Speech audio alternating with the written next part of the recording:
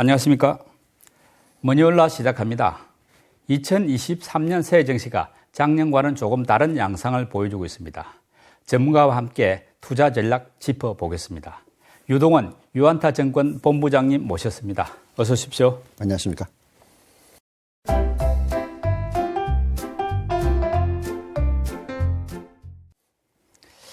참 오랜만에 뵙습니다. 네, 그러네요. 네. 그동안 시장이 썩 좋지 못해가지고 다들 마음고생 좀 하셨는데 그렇죠. 잘 견디셨습니까?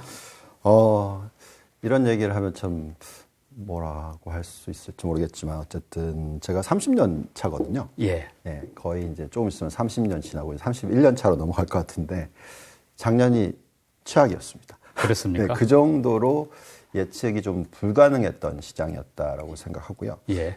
그렇지만 포기할 수는 없죠. 예. 네, 그래서 이제 올해의 어떤 전망이라든지 전략을 지금 짜고 있고 계속 지금 투자를 하고 있는데 말씀하신 대로 1월 달의 흐름이 상당히 좋습니다. 네. 그래서 그게 계속 이어질지 아니면 또 어떤 변수들이 있을지 이런 부분들을 좀 짚어볼 필요가 있는 타이밍인 것 같습니다. 말씀대로 지금 1월 흐름은 나쁘지가 않은데 네. 지금 1월 흐름 우리 본부장님 예상했던 거하고 조금 부합하는 것 같습니까? 우리가 계속해서 얘기해 드렸던 부분은 미국의 경기 침체가 올해 일어나지 않을 것이다라고 말씀을 드려왔었습니다. 작년 하반기 4, 4분기에도 많은 분들이 연말까지만 하더라도 경기 침체가 일어날 확률을 90% 이상이다라고들 다들 얘기를 하셨는데 최근에 약간 톤이 바뀌고 있죠. 그래서 저희는 경기 침체가 온다면 2024년 하반기에 올 거다라고 생각하고 있고요. 그렇기 때문에 지금 현재 시점에서는 저희가 예상했던 대로 시장이 좀 움직이고 있다라는 것이고, 그렇지만 그렇다고 해서 시장이 마냥 올라간다, 아니면 우리가 많은 분들이 올해 상저하고 얘기를 하시는데 그렇게 되기보다는 오히려 상고 하저 또는 상고 그냥 하반기는 그렇게 재미없는 시장, 이 정도로 저희는 좀 보고 있거든요. 그래서 시장의 흐름 자체는 예상했던 대로 가고 있는데 정말 수익을 내는 데 있어서는 정말 계속해서 좀 힘든 그런 시장 흐름이 나타날 것이다라고 예측을 하고 있습니다. 예, 잘들 대처해야 되겠네요. 네. 요즘 이제 국내 증시를 보면은 개인들 매수세는 좀 약화되는 것 같고 외국인 매수세에 좀 기대는 그런 형국인데 당분간 이런 어떤 매매 동향이 지속된다고 봐야 될까요? 과거를 보시면은 외국인들이 사실 우리나라 시장에 굉장히 큰 비중을 차지하죠. 3분의 1 이상을 차지를 합니다. 그래서 당연히 영향을 미치는데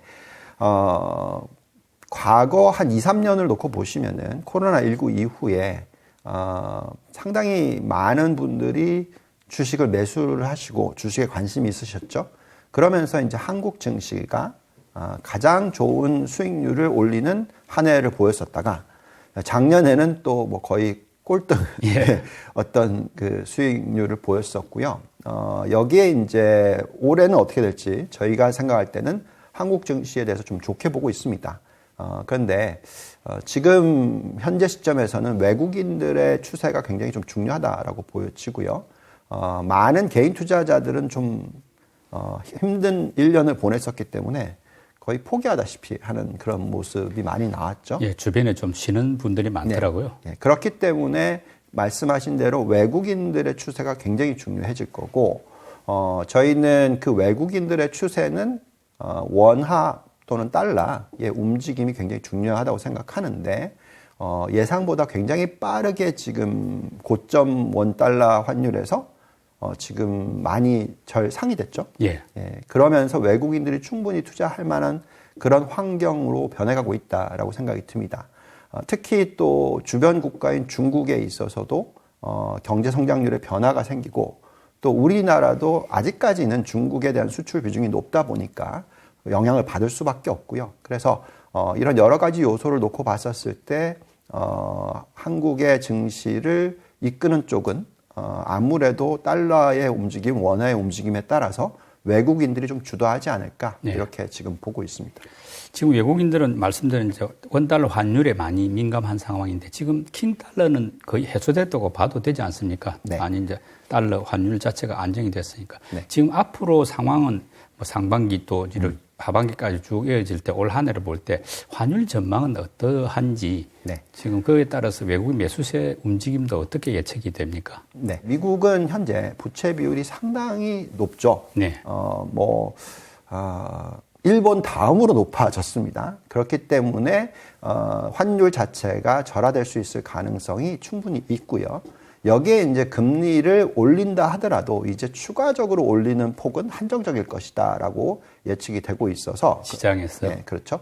그래서 시장에서는 어쨌든 올리는 폭 자체도 그렇게 크지 않다라고 하면은 이제부터는 달러가 강세로 가기보다는 추세적으로는 계속 하락 안정화될 수 있을 확률이 높습니다. 근데 이미 벌써 많이 일어났고요. 그래서 달러 지수 100에서 105 사이 정도로 저희는 보고 있고요. 원화도 지금 1250원이 깨져 내려왔는데, 저희는 1150원에서 1250원 사이 정도로 보고 있고요. 안정적인 모습이 나타날 거다라고 예측을 합니다. 사실 투자자들의 입장에서, 외국인 투자자들의 입장에서는 환율의 변동이 너무 심할 때 투자하기를 싫어합니다. 예. 근데 이미 이제 굉장히 급등락이 일어났기 때문에 이제 그 이후부터는 좀 상당히 원화가 안정적인 모습을 보여줄 수가 있어요. 그러면 이제는 예측하기가 훨씬 편하거든요. 그러니까 환율의 영향을 받는 이익이라든지 환율의 영향을 받는 여러 가지 요소들을 제외시키고 볼 수가 있기 때문에 그러면 이제 펀더멘털 위주로서 투자를 하기가 좀 편해집니다. 그래서 외국인들의 입장에서는 1250원대, 1240원대면 충분히 들어갈 만한 가치가 있는 환율이고 여기에 이제 기업들의 상대적인 적정 가치라든지 밸류에이션을 들여다봤을 때 싸다고 느껴진다면 당연히 이제 외국인들의 입장에서는 한국 증시를 좋게 보고 계속해서 순매수를 좀 이어갈 수 있는 그런 분위기가 될 수 있죠. 근데 만약에 환율이 계속 깨지고 있다면 네. 예, 외국인들 계속 팔겠죠. 예, 그런 모습을 작년에 보여줬었고요. 그렇죠. 근데 이제는 1,440원에서 1,250원까지 떨어졌고 더 밑으로 계속 내려가고 있으니까 그리고 또 이제 내려가는 속도도 그렇게 빠르지는 않을 거고요. 예. 그렇다면은 이제 좀 더 분석으로서 투자를 할 수 있는 환경이다라는 거죠. 그래서 신흥국이긴 신흥국이지만 환율의 변동성이 축소가 된다는 것 자체가 상당히 외국인 투자자들한테는 우호적으로 네. 받아들여진다라고 말씀드리겠습니다. 예. 지금 연초에 보면 외국인들이 이제 반도체하고 금융주를 많이 샀지 않습니까? 네. 이런데 계속 좀 이어질 수 있는지 아니면 좀 변화가 있을 수 있는지 또 변화가 관찰이 되고 있는지 어떤가요? 네, 아직까지는 지금 초점이 다른 쪽으로 이렇게 가는 것 같아 보이진 않는데 계속해서 장기적인 성장성을 가진 쪽으로 초점이 맞춰질 거다. 네. 네, 그래서 전기차 부품, 2차 전지, 배터리, 또 신재생 에너지 이런 업종에 대해서 관심이 생길 것이고 계속 투자가 늘어날 거다라고 생각을 하고 있습니다. 그래서 외국인들의 투자의 패턴 자체는 결국은 밸류에이션을 보고 모멘텀을 보는데 모멘텀과 밸류에이션을 다 갖춘 쪽을 이제 사기 시작하는 모습이 앞으로 나올 거다는 거죠. 지금까지는 너무 많이 빠졌던 종목 위주로서 또는 가치가 보이는 종목 위주로서의 투자가 들어왔는데 네. 이제는 이제 사이클적인 부분으로서 놓고 보면서 또 성장을 보면서 투자의 패턴이 좀 바뀌지 않을까 이렇게 좀 기대를 하고 있습니다. 네. 네. 올해 금리가 높은 거는 사실이지만은 이제 금리가 올라가는 속도는 분명히 완화될 걸로 보이지 않습니까? 네. 이런 상황이라면은 좀 그동안 부진했던 성장주들에게 기회가 다시 올 수 있을까요? 네. 이게 상대적인 거죠. 부채 비율이 계속 쌓이고 이익을 못 벌어들이는데 금리는 더 높아요. 그럼 당연히 이게 계속해서 악순환 고리가 만들어지죠. 그래서 그런 성장주들이 과거 2000년 닷컴 버블 붕괴됐었을 때는 전체 시장 중에서 상당히 많은 비중을 차지했고요. 근데 지금은 그렇게 많은 비중을 차지하지는 않습니다. 물론 나스닥으로 보시면은 작년에 마이너스 거의 40%까지 갔었어요. 그리고 작년 한 해만 놓고 보면 33% 마이너스로 끝났습니다. 근데 이제 2000년과 비교를 하면서 7, 80%보다는 훨씬 적게 빠졌기 때문에 더 빠지는 게 아니냐 이런 걱정들을 하시는데 저희가 볼 때는 그 안에서 개별 종목으로 들여다봤었을 때 요즘에는 성장주라고 하지만 가치를 가지고 있는 회사들이 너무 많아요. 이익을 많이 내는 회사가 그렇죠. 있다. 예. 그렇죠. 지금 나스닥의 평균 ROE가 23%가 넘습니다. 과거에 닷컴 버블이 붕괴됐었을 때는 98년도에 나스닥의 ROE가 21%를 찍었었고요. 2000년도까지 갔었을 때 12%, 네. 2003년도에는 거의 9%대로 떨어졌습니다. 그러니까 거의 이익이 흔히 말하는 반타작이라고 합니까? 네. 절반 수준 이하로 떨어졌기 때문에 그 정도의 하락이 일어났죠. 근데 지금 보시면은 나스닥이 물론 이익의 조정이 있습니다만 여전히 높은 자기 자본 이익률을 창출해내고 있다라는 거죠. 고점 대비해서 이익의 감소폭이 아무리 많아봤자 뭐 10%, 20% 정도 된다라고 생각한다면 주가가 33%, 40% 빠졌었다면 이게 벌써 바닥을 볼 수도 있다라고 생각하는 거죠. 그리고 금리가 높게 유지가 된다고 해서 부채 비율이 낮은 성장주일 때 사실 영향을 덜 받겠죠. 왜냐하면 이익에 미치는 영향이 이자 보상을 하는 부분에 있어서의 어떤 비용이 높아졌기 때문에 이익이 줄어드는 거잖아요. 근데 그 부채 비율이 낮은 회사들이 상당히 많다면, 포진이 돼 있다면, 심지어 우리가 보고 있는 굉장히 성장을 많이 하는 테슬라라는 종목도 사실 보시면은 부채 비율 자체가 계속 낮아지고 있거든요. 그래서 이런 부분들을 감안을 했었을 때 저희는 성장주에 대한 그 반등이 지금 올해 일어나기 시작했는데 계속 충분히 이어질 수 있다라고 판단하고요. 또 그렇다고 해서 또 우리가 만약에 경기 침체가 아예 안 일어날 거다라고 또 얘기는 못해요. 언젠간 일어나겠죠. 그러면 이제 경기 침체가 일어나는 케이스가 오면은 그런 성장주들도 이익이 깨집니다. 그렇기 때문에 주가가 많이 하락할 수가 있어요. 근데 그 타이밍이 당연히 올해도 아니고 뭐 빨라야 내년 하반기라고 생각한다면 지금은 계속해서 이익을 창출해내고 있기 때문에 성장주에 대한 투자가 유효하다라는 거죠. 그리고 또 지금 현재 시점으로서는 경기 침체가 내년 상반기에 오지 않을 수도 있다고 생각합니다. 뭐 늦어지면 계속 지연이 될 수도 있다고 생각해요. 그렇게 본다면은 계속해서 성장주의 상대적인 매력도가 상당히 높을 수가 있다는 거죠. 과거에도 평균적으로 계산해 보시면 10년 마이너스 3개월 장단기 금리 차가 마이너스로 갔었을 때 경기 침체만 오지 않으면 상대적인 초과 수익률을 달성하는 것이 성장주다. 예. 그리고 또 확률적으로 약 70%의 확률이다. 이렇게 말씀을 드립니다. 그래서 경기 침체가 올 거에 대한 확신이 생기시면 그때는 이제 성장주 비중을 많이 낮추시고 가치주 비중을 많이 올리는 그런 전략이 적절해질 거다라고 생각하는데 그 타이밍은 올해 안에 일어나지는 않을 것 같다라고 저희는 지금 예측하고 있습니다. 우리 본부장님은 이제 주로 성장주, 가치주 평가할 때 이제 미국 시장을 두고 보니까 네. 나스닥 성장주들은 상당히 나쁘지 않다고 보시는데 네. 국내 증시에서 국내 성장주들도 괜찮을까요? 네, 당연히 괜찮다고 저는 생각합니다. 왜냐하면 우리가 가장 크게 보고 있는 섹터가 당연히 반도체, IT 쪽이죠. 예. 그리고 또 저희가 좋게 보고 있는 쪽이나 들여다봐야 되는 성장주 쪽이 당연히 전기차 부품 쪽이죠. 네. 그리고 또 성장을 가지고 있는 게 이제 신재생 에너지 쪽입니다. 근데 이 세 개의 업종을 보더라도 우리나라가 만약에 글로벌 경쟁력이 없다 또는 뭐 시장 점유율이 낮다 이러면 걱정스럽지만 그게 아니라 뭐 사실 삼성전자, SK하이닉스 두 개 더하면 반도체 그 시장에서 메모리 쪽에서 거의 뭐 70%고요. 마이크론 3개 더하면 90 거의 뭐 전부를 차지하죠. 그렇다면은 당연히 그 경쟁력이 있기 때문에 그 성장 업종에서 그만큼 우리나라 시장도 매력이 있는 거고요. 또 전기차 배터리 또는 전기차 자체만 놓고 보더라도 미국 시장에서 제가 알고 있기는 현대차 그룹이 시장 점유율 3위로 올라왔고요. 굉장히 고무적인 거죠. 게다가 배터리 쪽은 뭐 거의 글로벌 경쟁력에 있어서 중국과 한국이 계속 뭐 엎치락 뒤치락 싸우고 있는 상황이죠. 그러면 그만큼 마켓셔 시장 점유율이 높다라는 것은 당연히 성장주로서의 어떤 매력이 있다라는 거죠.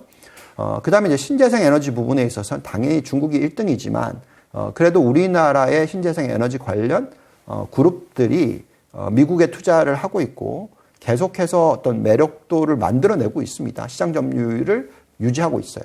그렇다 보니까 말씀드린 대로 미국만 보는 것이 아니라 미국과 연결되어 있는 여러 가지 산업들에 있어서 시장 점유율이 어느 정도가 한국 기업들이 가지고 있느냐를 보고요. 거기에 맞춰서 볼 때는 지금 우리나라도 그만큼 충분히 매력이 있다라고 판단이 듭니다. 우리 본부장님 포트폴리오는 여전히 성장주 70, 가치주 30 그것대로 유지가 되고 있습니까? 네, 맞습니다. 그것을 유지를 했었어서 12월 달에 좀 많이 힘들었었고요. 예. 근데 1월 달이 또 상대적으로 그 빠진 걸 많이 되돌리고 있어서 많이 좀 나아지고 있습니다. 그래서 계속해서 지금 7대 3인데 그 성장주를 보시면 이제 70% 안에서 신재생 에너지 비중 한 20% 가져가고요. 그 다음에 또 전기차도 한 15% 이상 가져가고요. 20% 가까이 가져가고. 그 다음에 또 IT 쪽 반도체를 포함한 AI라든지 자율주행과 연결돼 있는 여러 가지 어떤 데이터 마이닝이라든지 이런 쪽으로 한 25% 정도 가져가고. 그래서 총 이쪽이 한 70% 되는 거고요. 가치주 안에서도 보시면은 성장과 연결돼 있는 가치주들을 좀 좋아합니다. 예를 들어서 원자재 같은 경우에는 전기차 관련된 원자재라든지 또 지금 금리를 많이 올렸기 때문에 금융주 비중도 어느 정도 가져가고, 또 소비 같은 경우에는 이제 위드 코로나 시대로 넘어가니까 거기에 맞춰서 항공이라든지 여러 가지 관련된 쪽이라든 관심을 또 가지고 있고요. 그래서 7대 3 전략으로서 종목 고르기에 상당히 노력을 많이 하고 있다라고 말씀을 드리겠습니다. 예. 올해 크게 봐서 이제 반도체, 자동차, 2차 전지, 또 인터넷 대표주 같은 이런 대형주들 가운데 좀 회복 기대감이 높다 이렇게 보는 분야는 어느 쪽입니까? 저희는 우선은 계속해서 저희가 생각하는 게 2차 전지라든지 신재생 에너지 쪽을 더 올해 상반기는 중요하게 보고 있고요. 그 다음에 이제 반도체가 지금 많이 올라오긴 했지만 좀 쉬는 구간이 나올 거고, 하반기에는 상당히 괜찮을 것 같다 이렇게 보여집니다. 그 이외에 금융주에 지금 많이 올라가는 그런 타이밍은 보통 1월, 2월 달이 지나고 나면 이제 배당 관련된 부분이 지나가고 나면은 좀 조정을 받기도 하거든요. 그래서 좀 쉬어갈 확률이 좀 있고요. 그래서 지금 성장주를 놓고 보면은 계속해서 말씀을 드립니다만 전기차 부품, 배터리까지 포함시켜서, 그리고 이제 신재생 에너지, 태양광, 풍력 등등의 말씀을 드리고, 여기에 이제 IT 쪽은 약간 좀 2, 4분기 말 정도부터 시작해서 하반기에 상당히 수익률이 좋지 않을까라고 기대를 하고 있어서 적절하게 포트폴리오를 좀 구성하는 게 시가총액 비중으로서 좀 판단하시면서 투자하는 게 좋을 것 같다라고 말씀드리고 있습니다. 이제 설 지나고 곧 2월 증시가 이제 시작이 될 텐데 그 향후 시장에서 좀 유의해야 될 투자에서 변수가 있다면 어떤 것들일까요? 그렇죠. 지금 이제 설이 지나고 나면 이제 FOMC 미팅이 있겠죠. 그래서 FOMC 미팅에서 금리를 얼마나 올리고 또 어느 정도까지 오랫동안 높은 금리를 유지할 것인가, 그리고 또 그에 따라서 얼마나 빨리 경기 침체가 올 것인가, 자, 이런 부분에 대해서 또 시각적으로 또 바뀌어버리면 1월 달에는 지금 경기 침체가 올해 좀 안 올 수도 있고 골디락스로 갈 수도 있다, 이런 이제 의견들이 나오면서 시장이 좀 반등하고 있지만, FOMC에서 우리는 금리를 계속해서 5% 이상 더 올릴 거야. 예. 이런 식으로 나와버리면 당연히 경기 침체가 빨리 올 수 있는 가능성도 생기는 거고 많이 어려워질 수 있겠죠. 그래서 이제 그것을 요의주시 하셔야 됩니다. 그래서 경기 침체가 보통 오기 전에 시장이 좋아요. 그렇지만 경기 침체가 온다라는 확신이 생기면 그때부터 정말 시장이 안 좋아집니다. 네. 보통 25% 빠지는 건 쉽게 빠집니다. 그래서 그런 부분을 좀 감안하시고 시장을 보셔야 되는데, 그나마 다행인 것은 인플레이션이 지금 떨어지고 있는 것이 나오고 있고요. 아마도 연말까지는 계속해서 인플레이션이 떨어지는 숫자가 나올 겁니다. 그렇기 때문에 경기 침체가 그렇게 빠르게 안 올 정도의 어떤 금리 수준으로서 시장이 유지가 될 거라고 생각을 하거든요. 그렇기 때문에 변수는 있을 수 있으나 그것을 대세를 바꾸는 정도는 아니다라고 생각합니다. 그렇지만 이제 중요한 것은 상반기 말로 갈수록 저희가 생각할 때는 상대적으로 많은 분들이 굉장히 비관적으로 봤기 때문에 주가가 반등을 하면 할수록 또 비싸 보이기 시작할 수도 있거든요. 그런데 경기 침체가 올 확률은 좀 더 높아지기 시작하는 타이밍이 올해 상반기 말이 될 수가 있죠. 그래서 그때부터는 좀 더 조심하셔야 되는 거고요. 그렇지만 상반기는 좀 더 긍정적으로, 좀 더 적극적으로 투자에 임하시는 것이 좋겠고요.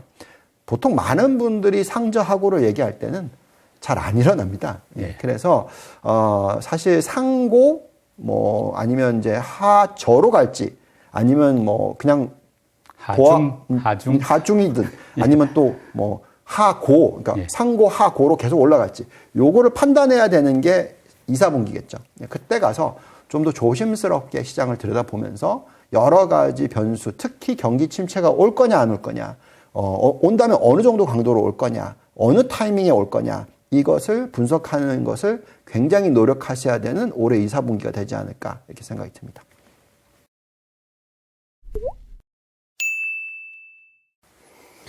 예, 지금부터는 글로벌 증시 상황 살펴보겠습니다. 네. 뭐 최대 변수는 역시 연준의 긴축 행보인데 네. 2월 FOMC에서는 뭐 예상대로 0.25%포인트 금리 올린다. 이게 거의 상수라고 봐도 될까요? 네. 그렇게 보고 있고요.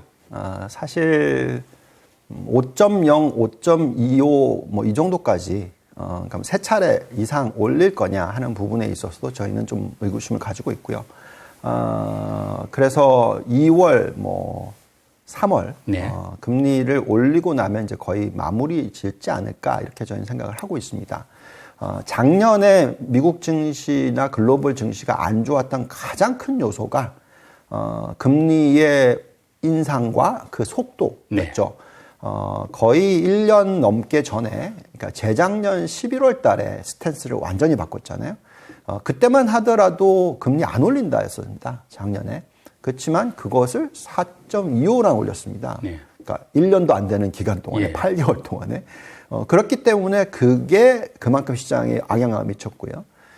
근데 이제부터는 0.75 내지 맥시멈 1% 올린다라는 거니까, 그러니까 4분의 1, 5분의 1 정도 수준이잖아요. 예. 그렇기 때문에 시장에 영향을 덜 미치고요. 게다가 인플레이션이 어떻게 잡히느냐가 굉장히 중요한데, 저희의 분석과 해석으로는 인플레이션이 올해 하반기는 상당히 많이 잡혀 있을 거다.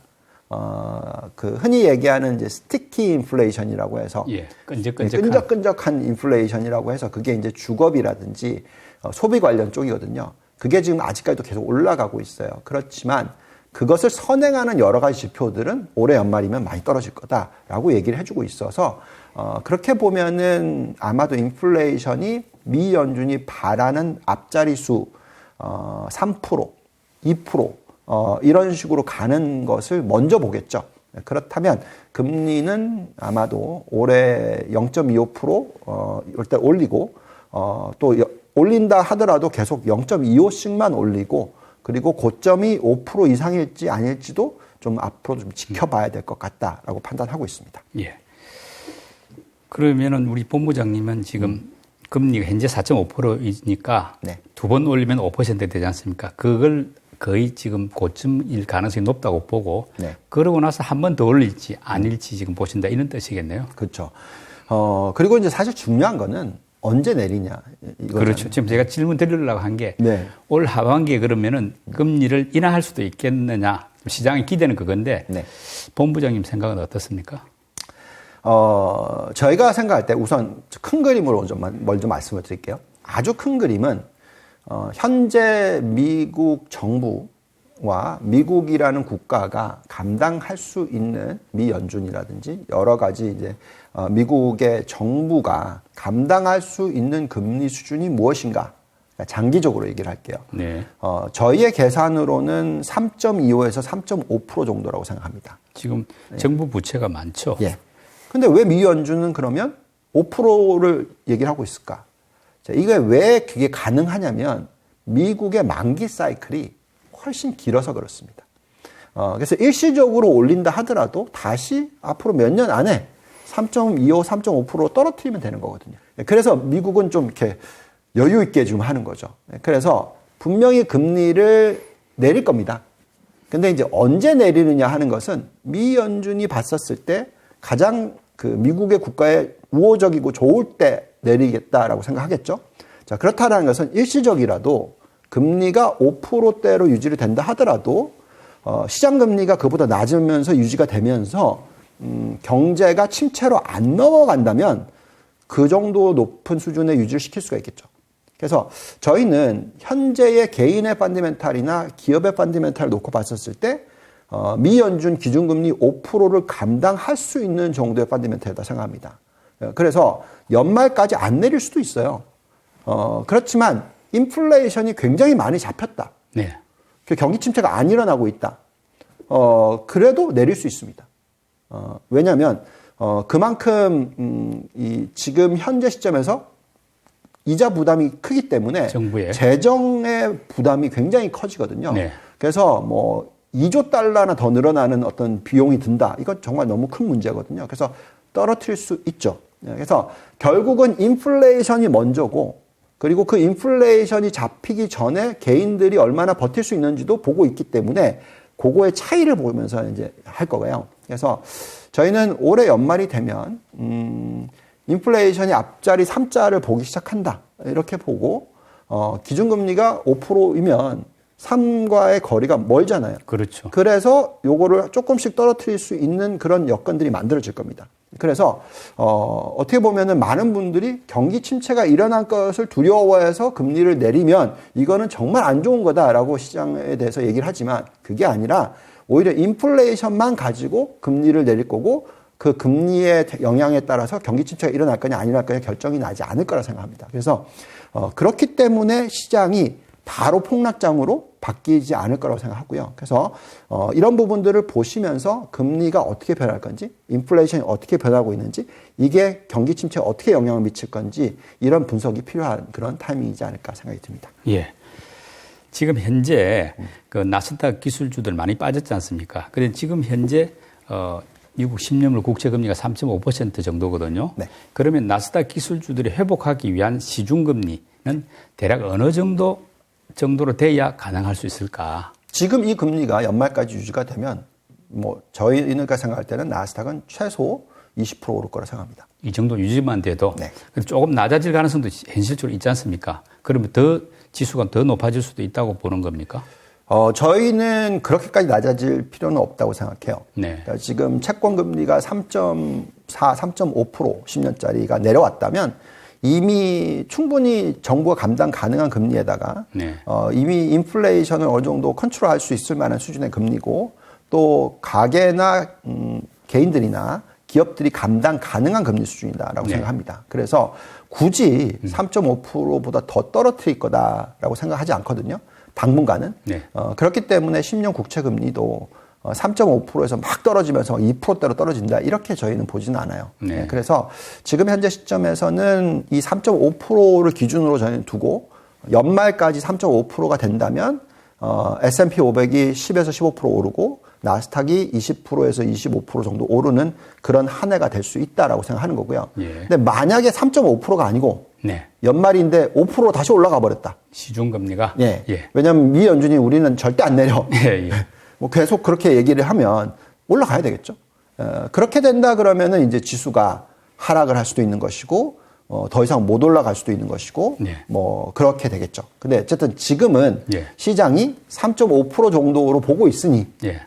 그 정도로 계산을 했을 때 지금 상반기 내에 두 자릿수의 수익률이 나올 수 있는 환경이다라고 말씀을 드린 거죠. 좀 구체적으로는 테슬라, 애플 같은 우리 서학 개미들이 많이 들고 있는 종목들 네.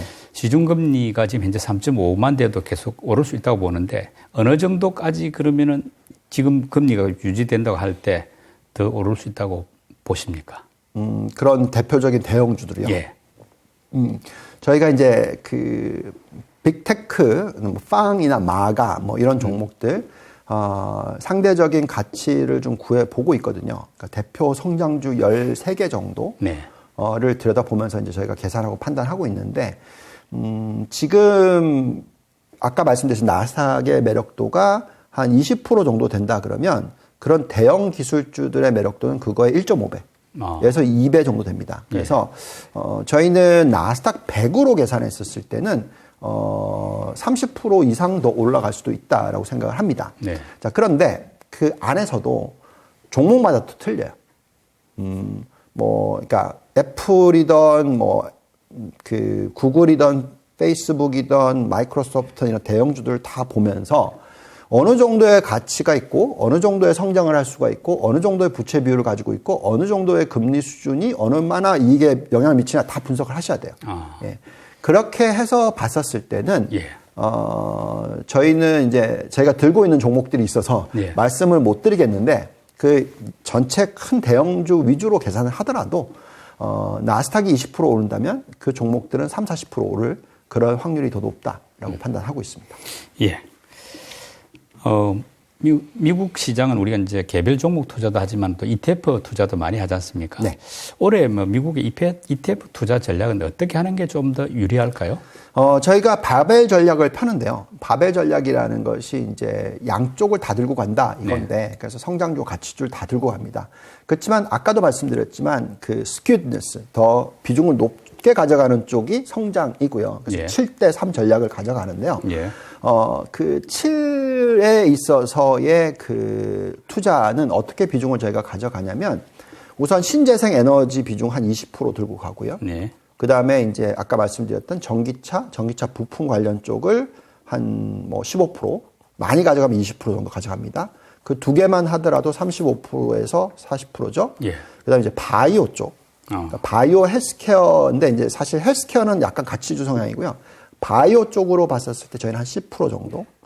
네. 그 다음에 이제 나머지 한 20%에서 25% 정도를 IT인데 그게 이제 IT 안에 반도체도 들어가고요. 그 다음에 뭐 AI, 예.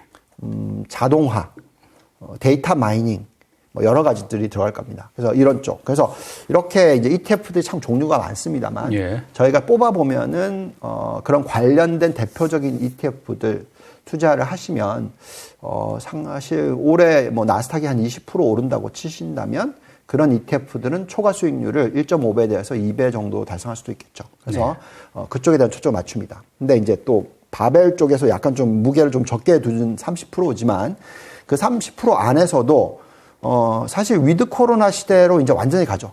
예. 이번에 그 연휴 때 여행 많이 가시더라고요.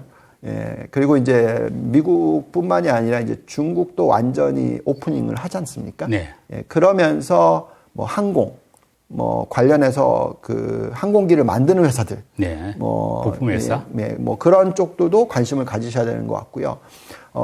또 소비 관련해서도 어느 정도 그 필수 소비재와 임의 소비재를 다 같이 보시고 투자를 하시는 것이 좀 중요할 것 같고요. 또 중국 관련된 소비재도 예. 굉장히 중요하겠죠. 중국이 경제 성장률이 작년에는 2%대에서 올해는 높으면 5%대로 올라갈 거다라고 지금 예측을 하고 있어서 글로벌 경제 성장의 거의 3분의 1을 차지할 수도 있다라고 생각을 한다면 우리가 거기가 관련된 또 관심을 가지셔야 되겠죠. 그래서 예. 미국의 종목들을 보시더라도 소비 중에서 미국 소비뿐만이 아니라 중국 소비와 연결되어 있는 종목들도 있으니까 그래서 이렇게 좀 두루두루 좀 잘 종목을 뽑아내는 게 중요하다라고 판단이 듭니다. 만약에 미국 ETF 지수 투자를 한다면은 뭐 어느 쪽이 조금 더 유망합니까? 우리 아무래도 저희는 나스닥 100 이런 예, 쪽입니까? 그렇죠. QQQ이라고 생각을 하는데요. 예. 이게 왜 저희가 그렇게 생각하냐면 QQQ가 작년에는 상당히 안 좋았는데. 네, 보시면은 그 작년에 연초, 재작년 연말 이때 네. 이제 저희가 그 모델로 돌려봤었을 때 상대적인 매력도가 가장 높게 나왔던 지수가 다우예요. 아, 그런가요? 네, 나스닥보다도 더 매력도가 높게 나왔었습니다. 그래서 다우가 사실 굉장히 퍼포먼스가 좋았죠. 상대적으로. 근데 이제 올해 연초 작년 말에 들여다봤었을 때는 나스닥과 나스닥 100이 가장 높았어요. 그래서 올해는 어쨌든 많이 소외됐었고 많은 분들이 투자에 있어서 어려움을 겪었었기 때문에 올해는 상대적으로 수익률이 더 좋을 수 있다. 그러니까 작년 초에 봤던 다우 같은 모습이지 않을까. 뭐 이렇게 저희는 나스닥 쪽이 나스닥 100이 예. 그래서 저희는 지수로 보면은 나스닥 100을 가장 좋아하고요. 그 다음이 다우고요. 그 다음이 S&P 500입니다. S&P 500의 올해 상승 여력으로 봤었을 때 10에서 15%. 예. 그러면 이제 나스닥은 20에서 25%. 네. 나스닥 안에서 나스닥 100은 30에서 40%. 그러니까 이런 식으로 단계적으로 더 올라가는 매력도가 있다라는 거죠. 예. 그래서 저희가 그냥 투자 하나 지수만 한다 그러면 QQQ로 할 것 같고요. 예. 뭐 다우, 뭐 DIA라든지 뭐 이런 쪽도 계속 뭐 포션을 가져갈 필요도 있고요. 근데 나스닥 100은 성장률 성향이고요. 그래서 잘 섞어서 투자하시는 것도 7대3으로 가져가시면 되겠죠. 예. 올해 미국 증시하고 국내 증시를 좀 비교한다면, 굳이 비교한다면 어느 네. 쪽으로 더 손이 갑니까? 저희는 한국 증시에 더 손이 갑니다. 솔직히. 그렇지만 그렇다고 해서 저희 같이 이제 글로벌 투자하는 사람들의 입장에서 한국 비중을 절반 이상 가져간다 뭐 이렇게 할 수가 없어요. 그거는 왜냐하면 이제 글로벌 자산 배분이라는 것은 예. 시가총액 대비해서 투자를 하는 게 맞거든요.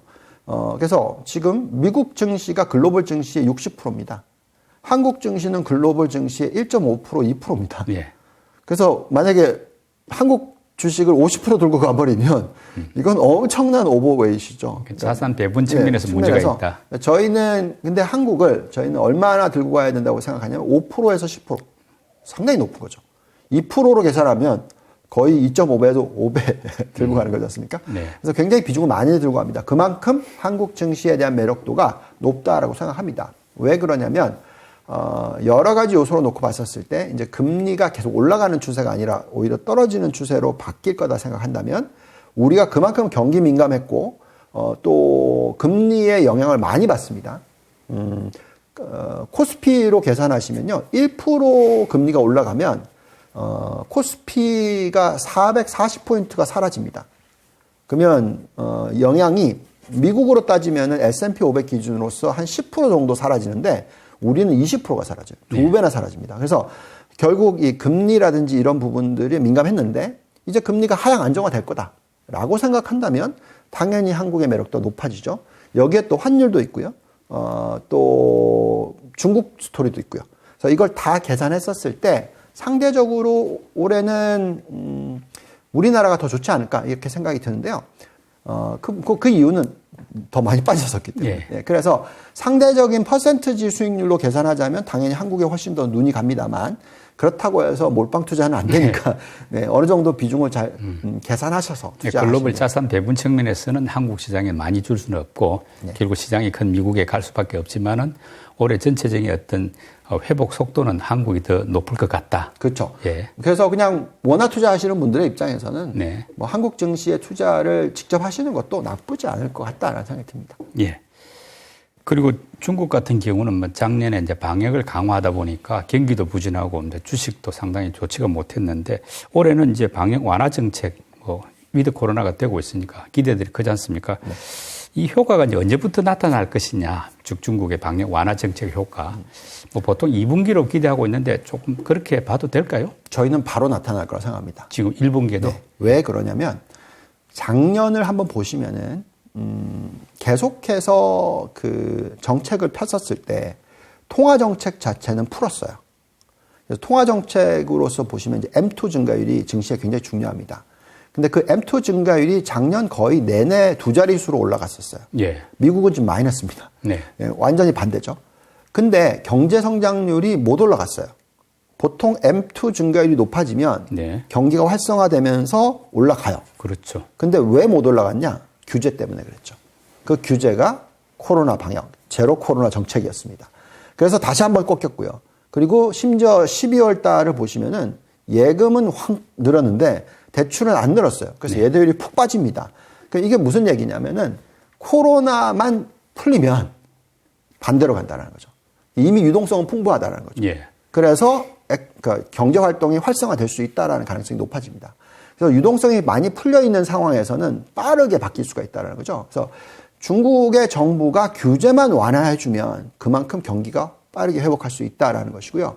뭐 부동산, 뭐 그다음에 뭐 게임 산업 여러 가지 산업들을 지금 풀고 있는 모습이 나오고 있고 여기에 이제 위드 코로나로 이제 완전히 갔기 때문에 물론 일시적으로는 확진자 수가 굉장히 급격하게 늘어나면서 경기가 좀 위축이 되는 모습일 수도 있지만 그래도 워낙 인구가 많은 국가이기 때문에 계속해서 이쪽에 뭐 이 활동이 많이 일어나면서 보시면은 지금 활동이 쭉 올라가는 게 보이거든요. 그리고 또 이동하는 그 항공 예. 또 굉장히 올라가는 모습이 벌써 보이고 있어요. 그래서 이제는 위드 코로나 시대로서 계산하는 게 맞고요. 그렇게 계산했었을 때는 중국의 경제 성장률은 5% 이상일 수도 있다는 거죠. 그렇다면은 그것을 감안하면은 중국발 어떤 호재성 뉴스들이 앞으로 계속 나오지 않을까 이렇게 기대를 하고 있고요.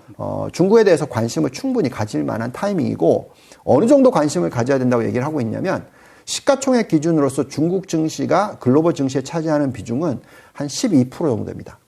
근데 저희는 최소 15%, 많이 가져가면 20% 정도는 가져가야 된다라고 생각합니다. 그래서 그만큼 중국에 대한 투자 비중을 좀 더 높게 가져가는 그런 전략이 적절하다라고 얘기를 하고 있습니다. 말씀대로 올해 이제 중국 경기가 작년에 비해서는 분명히 회복된다. 이렇게 이제 보였을 때, 그래도 분야마다 약간 이제 편차는 있을 거 아닙니까? 네. 어느 쪽이 상대적으로 더 회복 속도가 빠른 유망 분야가 된다고 보십니까? 네. 자, 이제 중국으로 놓고 보면은 단기적으로 보면은 이제 경기를 부양하기 때문에 많이 빠졌던 종목들, 많이 좀 위축됐던 종목들이 튈 수 있어요. 예.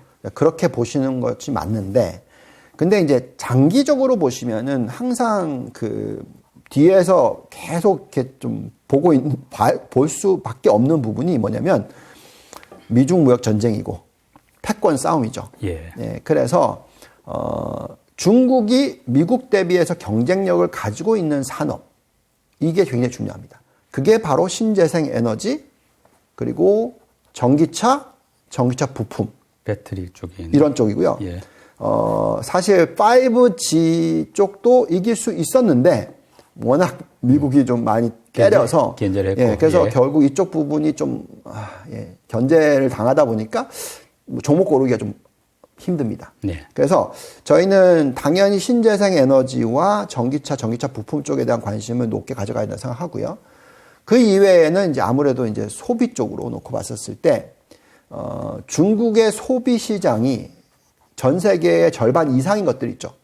왜 미국이 가장 경쟁력이 높냐면 소비 시장이 글로벌의 절반 이상이기 때문에 그렇다는 거죠. 그게 RT나 뭐 이런 쪽, 바이오 쪽 이런 거이고요. 중국으로 놓고 보면은 뭐 돼지고기라든지, 예. 예, 뭐 자동차라든지, 뭐 또 바이주, 술. 백주, 예. 뭐 이런 쪽이라든지, 뭐 아니면 뭐 게임 산업도 있을 거고요. 그래서 여러 가지 부분을 놓고 봤을 때 중국 자체의 시장의 규모가 글로벌의 절반이 되는 쪽은 충분히 투자를 하셔야 됩니다. 그래서 거기에 대한 초점을 맞추시는 게 장기적으로 놓고 봐서도 좋고 단기적으로도 괜찮고, 그래서 저희는 그 선택도 또 중국 투자에 있어서 중요하다라고 말씀을 드리겠습니다. 예. 지난해 글로벌 증시를 눌렀던 연준의 긴축 속도가 올해는 완화될 것이 분명해 보입니다. 그런 만큼 실적 있는 성장주는 포기하지 말자는 것이 유동헌 본부장님의 결론인 것 같습니다. 오늘도 유 본부장님의 명쾌한 설명이 구독자 여러분들께 많은 도움이 되기를 바랍니다. 유 본부장님 수고 많이 하셨고요. 또 뵙겠습니다. 감사합니다.